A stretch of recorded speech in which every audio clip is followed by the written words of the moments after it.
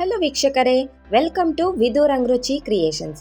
ಇವತ್ತಿನ ವಿಡಿಯೋದಲ್ಲಿ ನಾನು ಬನ್ ಮಸಾಲ ಅಥವಾ ಮಸಾಲ ಪಾವ್ ಅಂತ ಕರೀತಾರೆ, ಅದು ಹೇಗೆ ಮಾಡೋದು ಅಂತೇಳಿ ನಿಮಗೆ ತೋರಿಸ್ಕೊಡ್ತೀನಿ. ಇದನ್ನ ಬೇಕರಿ ಸ್ಟೈಲಲ್ಲಿ ಈಸಿಯಾಗಿ ಸಿಂಪಲ್ ಆಗಿ ನೀವು ಮನೆಯಲ್ಲೇ ಮಾಡ್ಕೊಳ್ಬೋದು. ಬನ್ನಿ ಹಾಗಾದ್ರೆ ಹೇಗೆ ಮಾಡೋದು ಅಂತೇಳಿ ನೋಡೋಣ. ಇದಕ್ಕೆ ನಾನು ಒಂದು 4 ಬನ್ನ ತಗೊಂಡಿದ್ದೀನಿ. ನೋಡಿ, ಈ ಥರ ಬನ್ನು. ಹಾಗೆ ಇದಕ್ಕೆ ಬೇಕಾದ ಇಂಗ್ರೀಡಿಯೆಂಟ್ಸ್ ಕೂಡ ನೋಡ್ಕೊಂಡು ಬರೋಣ ಬನ್ನಿ. ಮೊದಲಿಗೆ ಬನ್ ತೊಗೊಂಡಿದ್ದೀನಿ. ಹಾಗೆ ಇದಕ್ಕೆ ನಾನು ಚಿಕ್ಕದಾಗಿ ಕಟ್ ಮಾಡ್ಕೊಂಡಿರುವ ಈರುಳ್ಳಿ ಮತ್ತು ಟೊಮ್ಯಾಟೊನ ತೊಗೊಂಡಿದ್ದೀನಿ. ಹಾಗೆ ಒಂದು ಸ್ವಲ್ಪ ಕ್ಯಾಪ್ಸಿಕಮ್ಮು, ಕೊತ್ತಂಬರಿ ಸೊಪ್ಪು. ಇದು ನೋಡಿ ಪಾವ್ ಭಾಜಿ ಮಸಾಲ. ನಿಮ್ಮ ಹತ್ರ ಇದ್ದರೆ ಹಾಕ್ಕೊಳ್ಳಿ, ಇಲ್ಲಾಂದರೆ ಸ್ಕಿಪ್ ಮಾಡ್ಕೊಳ್ಬೋದು, ಪರವಾಗಿಲ್ಲ. ಹಾಗೆ ಇದಕ್ಕೆ ಸ್ವಲ್ಪ ಶುಂಠಿ ಬೆಳ್ಳುಳ್ಳಿ ಪೇಸ್ಟು. ಹಾಗೆ ಮಸಾಲೆ ಪುಡಿಗಳನ್ನ ತೊಗೊಂಡಿದ್ದೀನಿ. ಏನೇನೆಂದರೆ ನೋಡಿ, ಸ್ವಲ್ಪ ಚಿಟಿಕೆ ಅರಿಶಿನ, ಗರಂ ಮಸಾಲ, ಧನಿಯಾ ಪುಡಿ, ಜೀರಿಗೆ, ಚಾಟ್ ಮಸಾಲ, ಹಾಗೆ ಸ್ವಲ್ಪ ಖಾರದ ಪುಡಿ. ನೋಡಿ, ಇಲ್ಲಿ ಸ್ವಲ್ಪ ಒಂದು ಅರ್ಧ ನಿಂಬೆಹಣ್ಣ ತೊಗೊಂಡಿದ್ದೀನಿ. ನೋಡಿ, ಇದೆಲ್ಲ ಬೇಕಾದ ಇಂಗ್ರೀಡಿಯೆಂಟ್ಸು. ಹಾಗೆ ಇದಕ್ಕೆ ನಾನು ರುಚಿಗೆ ತಕ್ಕಷ್ಟು ಉಪ್ಪನ್ನು ತೊಗೊಂಡಿದ್ದೀನಿ. ಹಾಗೆ ಬೆಣ್ಣೆನ ತೊಗೊಂಡಿದ್ದೀನಿ ನೋಡಿ. ಹಾಗೆ ಸ್ವಲ್ಪ ತುಪ್ಪ, ಎಣ್ಣೆ. ಈಗ ಹೇಗೆ ಮಾಡೋದು ಅಂತೇಳಿ ನೋಡೋಣ ಬನ್ನಿ. ಮೊದಲಿಗೆ ನಾನು ಬಾಣಲಿ ಇಟ್ಕೊಂಡು ಗ್ಯಾಸ್ ಅಂಟಿಸ್ಕೊಂಡು ಬಾಣಲಿ ಕಾದ ನಂತರ ಈಗ ಇದಕ್ಕೆ ನಾನು ಬೆಣ್ಣೆನ ಹಾಕ್ಕೊಳ್ತಾ ಇದ್ದೀನಿ. ನೋಡಿ, 1 ಟೇಬಲ್ ಸ್ಪೂನ್ ಆಗೋಷ್ಟು ಬೆಣ್ಣೆನ ಹಾಕ್ಕೊಳ್ತಾ ಇದ್ದೀನಿ. ಹಾಗೆ ಒಂದು ಸ್ವಲ್ಪ ತುಪ್ಪನೂ ಹಾಕ್ಕೊಳ್ತಾ ಇದ್ದೀನಿ. ಹಾಗೆ 1 ಟೇಬಲ್ ಸ್ಪೂನ್ ಎಣ್ಣೆ ಹಾಕ್ಕೊಳ್ತಾ ಇದ್ದೀನಿ. ಹಾಗೆ ಸ್ವಲ್ಪ ಹಸಿ ಶುಂಠಿ ಬೆಳ್ಳುಳ್ಳಿ ಪೇಸ್ಟನ್ನ ಹಾಕ್ಕೊಳ್ತಾ ಇದ್ದೀನಿ. ಇದನ್ನೆಲ್ಲ ನಾನು ಹಸಿ ವಾಸನೆ ಹೋಗೋವರೆಗೂ ಸ್ವಲ್ಪ ಫ್ರೈ ಮಾಡ್ಕೊಳ್ತೀನಿ, ಶುಂಠಿ ಬೆಳ್ಳುಳ್ಳಿ ಪೇಸ್ಟನ್ನ. ನೀವು ಬೆಣ್ಣೆ ಇಲ್ಲ ಅಂದರೆ ಸ್ಕಿಪ್ ಮಾಡ್ಕೊಂಡು ತುಪ್ಪ ಎಣ್ಣೆ ಕೂಡ ಹಾಕ್ಕೊಳ್ಬೋದು, ಬಟ್ ಬೆಣ್ಣೆ ಹಾಕಿದ್ರೆ ತುಂಬ ಟೇಸ್ಟಿಯಾಗಿರುತ್ತೆ. ಹಾಗೆ ಇದಕ್ಕೆ ನಾನು 2 ಮೀಡಿಯಮ್ ಸೈಜ್ ಈರುಳ್ಳಿನ ನಾನು ಚಿಕ್ಕದಾಗಿ ಕಟ್ ಮಾಡ್ಕೊಂಡು ಹಾಕ್ಕೊಂಡಿದ್ದೀನಿ. ಇದನ್ನೆಲ್ಲ ಚೆನ್ನಾಗಿ ಫ್ರೈ ಮಾಡ್ಕೊಳ್ಬೇಕಾಗತ್ತೆ, ಸಾಫ್ಟ್ ಆಗೋವರೆಗೂ. ಇದು ತುಂಬ ಟೇಸ್ಟಿಯಾಗಿರುತ್ತೆ ಬನ್ ಮಸಾಲ ತಿನ್ನೋದಕ್ಕೆ. ಬೇಕ್ರಿಯಲ್ಲೆಲ್ಲ ತಿಂತಿರ್ತೀರಲ್ವ, ಮಸಾಲ ಪಾವ್ ಅಂತಲೂ ಅಂತಾರೆ. ತುಂಬ ಚೆನ್ನಾಗಿರುತ್ತೆ. ಇದನ್ನು ನೀವು ಮನೆಯಲ್ಲೇ ಈಸಿಯಾಗಿ ಮಾಡ್ಕೊಳ್ಬೋದು. ನೋಡಿ, ಈಗ ಈರುಳ್ಳಿ ಎಲ್ಲ ಚೆನ್ನಾಗಿ ಸಾಫ್ಟ್ ಆಗೋವರೆಗೂ ನಾನು ಫ್ರೈ ಮಾಡ್ಕೊಂಡಿದ್ದೀನಿ. ಈಗ ಇದಕ್ಕೆ ನಾನು 2 ಮೀಡಿಯಮ್ ಸೈಜ್ ಟೊಮ್ಯಾಟೊನ ಚಿಕ್ಕದಾಗಿ ಕಟ್ ಮಾಡ್ಕೊಂಡು ಹಾಕ್ಕೊಳ್ತಾ ಇದ್ದೀನಿ. ನೋಡಿ, ಈಗ ಟೊಮ್ಯಾಟೊ ಎಲ್ಲ ನಾವು ಚೆನ್ನಾಗಿ ಸಾಫ್ಟ್ ಆಗೋವರೆಗೂ ಫ್ರೈ ಮಾಡ್ಕೊಳ್ಬೇಕಾಗತ್ತೆ. ನೋಡಿ, ನಾನು ಟೊಮ್ಯಾಟೊ ಎಲ್ಲ ಚೆನ್ನಾಗಿ ಫ್ರೈ ಮಾಡ್ಕೊಳ್ತಾ ಇದ್ದೀನಿ. ಈಗ ಇದಕ್ಕೆ ಸ್ವಲ್ಪ ರುಚಿಗೆ ತಕ್ಕಷ್ಟು ಉಪ್ಪು, ಅಂದರೆ ಟೊಮೆಟೊ ಬೇಯೋದಕ್ಕೆ ಮಾತ್ರ ನಾನೀಗ ಉಪ್ಪು ಹಾಕ್ಕೊಳ್ತಾ ಇದ್ದೀನಿ. ಆಮೇಲೆ ಮತ್ತೆ ಸೇರಿಸ್ಕೊಳ್ತೀನಿ. ಟೊಮೆಟೊ ಬೇಯೋದಕ್ಕೆ ಎಷ್ಟು ಬೇಕೋ ಅಷ್ಟು ಹಾಕ್ಕೊಂಡು ಚೆನ್ನಾಗಿ ಸಾಫ್ಟ್ ಆಗೋವರೆಗೂ ಫ್ರೈ ಮಾಡ್ಕೊಳ್ತೀನಿ. ಉಪ್ಪು ಹಾಕೋದ್ರಿಂದ ಟೊಮೆಟೊ ಬೇಗ ಬೇಯ್ಕೊಳ್ಳುತ್ತೆ. ಈಗ ಇದಕ್ಕೆ ನಾನು ಚಿಕ್ಕದಾಗಿ ಕಟ್ ಮಾಡ್ಕೊಂಡಿರುವ ಒಂದು ಅರ್ಧ ಕ್ಯಾಪ್ಸಿಕಮ್ನ ಹಾಕ್ಕೊಳ್ತೀನಿ. ನಿಮಗೆ ಜಾಸ್ತಿ ಬೇಕಾದರೆ ಹಾಕ್ಕೊಳ್ಬೋದು, ನಾನಿಲ್ಲಿ ಒಂದು ಅರ್ಧ ಹಾಕ್ಕೊಂಡಿದ್ದೀನಿ. ಇದಕ್ಕೆ ಕೆಲವರು ಆಲೂಗಡ್ಡೆ ಕೂಡ ಮಿಕ್ಸ್ ಮಾಡ್ಕೊಳ್ತಾರೆ, ಅಂದರೆ ತುರಿದು ಹಾಕ್ಕೊಳ್ಬೋದು. ಆಲೂಗಡ್ಡೆ ಇಷ್ಟಪಡೋರು ಹಾಕ್ಕೊಳ್ಬೋದು. ನೋಡಿ, ಈಗ ಇದೆಲ್ಲ ನಾನು ಚೆನ್ನಾಗಿ ಸಾಫ್ಟ್ ಆಗೋವರೆಗೂ ಫ್ರೈ ಮಾಡ್ಕೊಳ್ತಾ ಇದ್ದೀನಿ. ಈಗ ಇದಕ್ಕೆ ನಾನು ಮಸಾಲ ಪುಡಿಗಳನ್ನ ಹಾಕ್ಕೊಳ್ತಾ ಇದ್ದೀನಿ, ಅಂದರೆ ಚಿಟಿಕೆ ಅರಿಶಿನ, ಗರಂ ಮಸಾಲ, ಧನಿಯಾ ಪುಡಿ, ಜೀರಿಗೆ ಪುಡಿ, ಚಾಟ್ ಮಸಾಲ, ಹಾಗೆ ಖಾರದ ಪುಡಿ. ಇದನ್ನೆಲ್ಲ ನಾನು ಇವಾಗ ಹಾಕ್ಕೊಂಡಿದ್ದೀನಿ.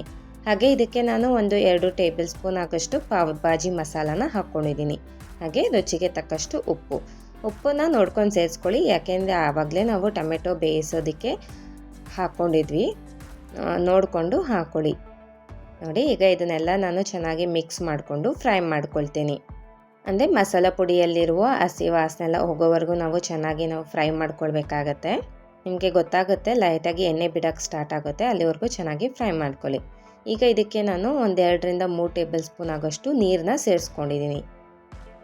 ನಿಮಗೆ ಗೊಜ್ಜು ತೆಳ್ಳಗೆ ಬೇಕಂದರೆ ಇನ್ನೂ ಸ್ವಲ್ಪ ನೀರನ್ನ ಹಾಕ್ಕೊಳ್ಬೋದು, ಬಟ್ ಜಾಸ್ತಿ ನೀರಾದರೆ ಚೆನ್ನಾಗಿರಲ್ಲ. ಚೆನ್ನಾಗಿ ಫ್ರೈ ಮಾಡ್ಕೊಳ್ಬೇಕಾಗತ್ತೆ, ಅಂದರೆ ಎಣ್ಣೆ ಬಿಡೋವರೆಗೂ ಚೆನ್ನಾಗಿ ಫ್ರೈ ಮಾಡ್ಕೊಳ್ಳಿ. ಇದೆಲ್ಲ ಆಗಿದೆ. ಈಗ ಇದಕ್ಕೆ ನಾನು ಸ್ವಲ್ಪ ಕೊತ್ತಂಬರಿ ಸೊಪ್ಪನ್ನ ಚಿಕ್ಕದಾಗಿ ಕಟ್ ಮಾಡ್ಕೊಂಡು ಸೇರಿಸ್ಕೊಳ್ತಾ ಇದ್ದೀನಿ. ನೋಡಿ, ಕೊತ್ತಂಬರಿ ಸೊಪ್ಪನ್ನ ಹಾಕ್ಕೊಂಡು ಚೆನ್ನಾಗಿ ಫ್ರೈ ಮಾಡ್ಕೊಳ್ತೀನಿ. ನೋಡಿ, ಮಸಾಲ ಬನ್ಗೆ ಬೇಕಾದ ಮಸಾಲ ರೆಡಿ ಆಗ್ತಿದೆ ಅಂತಲೇ ಹೇಳ್ಬೋದು. ಇದನ್ನೆಲ್ಲ ನಾನು ಎಣ್ಣೆ ಬಿಡೋವರೆಗೂ ಚೆನ್ನಾಗಿ ಫ್ರೈ ಮಾಡ್ಕೊಂಡಿದ್ದೀನಿ. ಮಸಾಲ ಈಗ ರೆಡಿ ಆಗಿದೆ. ನಾನು ಗ್ಯಾಸ್ ಸ್ಟವ್ನ ಆಫ್ ಮಾಡ್ಕೊಳ್ತಾ ಇದ್ದೀನಿ. ಇದನ್ನು ನಾವು ಸ್ವಲ್ಪ ತಣ್ಣಗಾಗಿ ಬಿಡಬೇಕಾಗತ್ತೆ, ಯಾಕೆಂದರೆ ನಿಂಬೆಹಣ್ಣು ಸೇರಿಸ್ತೀವಲ್ವ, ಕೈ ಆಗಿಬಿಡುತ್ತೆ ಬಿಸಿ ಇದ್ದಾಗ ಹಾಕಿದ್ರೆ. ಈಗ ಇದಕ್ಕೆ ನಾನು ಒಂದು ಅರ್ಧ ನಿಂಬೆಹಣ್ಣನ್ನ ಸೇರಿಸ್ಕೊಳ್ತಾ ಇದ್ದೀನಿ. ನಿಂಬೆಹಣ್ಣು ಹಾಕೋದ್ರಿಂದ ಟೇಸ್ಟು ತುಂಬ ಚೆನ್ನಾಗಿರುತ್ತೆ. ಈಗ ನಿಂಬೆಹಣ್ಣು ಹಿಂಡ್ಕೊಂಡು ಇದನ್ನೆಲ್ಲ ನಾನು ಚೆನ್ನಾಗಿ ಮಿಕ್ಸ್ ಮಾಡ್ಕೊಳ್ತೀನಿ. ಅಂದರೆ ನಿಂಬೆಹಣ್ಣೆಲ್ಲ ಮಸಾಲ ಜೊತೆಗೆ ಬೆರಿಬೇಕು. ಸ್ವಲ್ಪ ಇದನ್ನೆಲ್ಲ ಚೆನ್ನಾಗಿ ಮಿಕ್ಸ್ ಮಾಡ್ಕೊಳ್ಳಿ. ನೋಡಿ, ಮಸಾಲ ಬನ್ಗೆ ಬೇಕಾದ ಮಸಾಲ ರೆಡಿಯಾಗಿದೆ. ಈಗ ಸ್ಟಫಿಂಗ್ ಮಾಡ್ಕೊಳ್ಳೋದು ಹೇಗೆ ಅಂತೇಳಿ ನೋಡೋಣ ಬನ್ನಿ. ಮೊದಲಿಗೆ ನಾನು ಗ್ಯಾಸ್ ಅಂಟಿಸ್ಕೊಂಡು ಒಂದು ಹಂಚನ್ನ ಇಟ್ಕೊಂಡಿದ್ದೀನಿ. ಹಂಚು ಕಾದ್ಮೇಲೆ ಇದಕ್ಕೆ ನಾನು ಸ್ವಲ್ಪ ಬೆಣ್ಣೆನ ಹಾಕ್ಕೊಳ್ತಾ ಇದ್ದೀನಿ. ನೋಡಿ, ಒಂಚೂರು ಬೆಣ್ಣೆ ಹಾಕ್ಕೊಂಡು ಬೆಣ್ಣೆ ಕಾದ ನಂತರ ಇದಕ್ಕೆ ನಾನು ಸ್ವಲ್ಪ ಪಾವ್ ಭಾಜಿ ಮಸಾಲ ಹಾಗೆ ಸ್ವಲ್ಪ ಖಾರದ ಪುಡಿನ ಹಾಕ್ಕೊಳ್ತೀನಿ. ಹಾಗೆ ಇದನ್ನು ನಾವು ಸ್ವಲ್ಪ ಮಿಕ್ಸ್ ಮಾಡ್ಕೊಳ್ಳೋಣ ಸ್ಪೂನಲ್ಲಿ. ಹಾಗೆ ಸ್ಪ್ರೆಡ್ ಮಾಡ್ಕೊಳ್ಳಿ ಹಂಚ್ ಮೇಲೆ ಬನ್ನಿಡೋಕ್ಕೆ. ಹಾಗೆ ಇದಕ್ಕೆ ನಾನು ಸ್ವಲ್ಪ ಕೊತ್ತಂಬರಿ ಸೊಪ್ಪನ್ನ ಹಾಕ್ಕೊಂಡಿದ್ದೀನಿ. ನೀವು ಪಾವ್ ಭಾಜಿ ಮಸಾಲ ಅಂದರೆ ಮಸಾಲ ರೆಡಿ ಮಾಡ್ಕೊಂಡಿದ್ದೀರಲ್ಲ ಅದನ್ನು ಕೂಡ ಸ್ವಲ್ಪ ಹಾಕ್ಕೊಳ್ಬೋದು. ನಾನಿಲ್ಲ ಹಾಕ್ಕೊಂಡಿಲ್ಲ, ಬೇಕಾದರೆ ಹಾಕ್ಕೊಳ್ಳಿ. ನೋಡಿ, ಈಗ ಬನ್ನ ನಾನು ಮಧ್ಯದಲ್ಲಿ ಅರ್ಧ ಕಟ್ ಮಾಡಿಕೊಂಡು ಹಂಚ್ ಮೇಲೆ ಇಟ್ಕೊಂಡು ಇದನ್ನು ನಾನು ರೋಸ್ಟ್ ಮಾಡ್ಕೊಳ್ತೀನಿ. ಬೆಣ್ಣೆ ಹಾಕ್ಕೊಂಡು ರೋಸ್ಟ್ ಮಾಡ್ಕೊಳ್ಳೋದ್ರಿಂದ ಟೇಸ್ಟು ತುಂಬಾ ಚೆನ್ನಾಗಿರುತ್ತೆ. ನೀವು ಬೆಣ್ಣೆ ಇಲ್ಲ ಅಂದರೆ ತುಪ್ಪ ಹಾಕ್ಕೊಂಡು ಕೂಡ ರೋಸ್ಟ್ ಮಾಡ್ಕೊಳ್ಬೋದು. ನೋಡಿ, ಈಗ ನಾನು ಒಂದು ಕಡೆ ರೋಸ್ಟ್ ಮಾಡ್ಕೊಂಡಿದ್ದೀನಿ, ಇದನ್ನು ತಿರುವಾಕೊಂಡಿದ್ದೀನಿ. ಈಗ ಇದಕ್ಕೆ ನಾನು ಮಸಾಲಾನ ತುಂಬ್ಕೊಳ್ತೀನಿ. ನೀವು ಎರಡು ಕಡೆ ರೋಸ್ಟ್ ಮಾಡ್ಕೊಳ್ಳೋದ್ರಿಂದ ಚೆನ್ನಾಗಿರತ್ತೆ, ಸ್ವಲ್ಪ ಕ್ರಿಸ್ಪಿಯಾಗೂ ಬರುತ್ತೆ, ಸೂಪರ್ ಟೇಸ್ಟಾಗಿರುತ್ತೆ. ನೋಡಿ, ಈಗ ನಾನು ಮಸಾಲಾನ ಹಾಕ್ಕೊಳ್ತಾ ಇದ್ದೀನಿ. ಎಲ್ಲ ಚೆನ್ನಾಗಿ ಮಸಾಲಾನ ಸ್ಪ್ರೆಡ್ ಮಾಡ್ಕೊಳ್ಳಿ.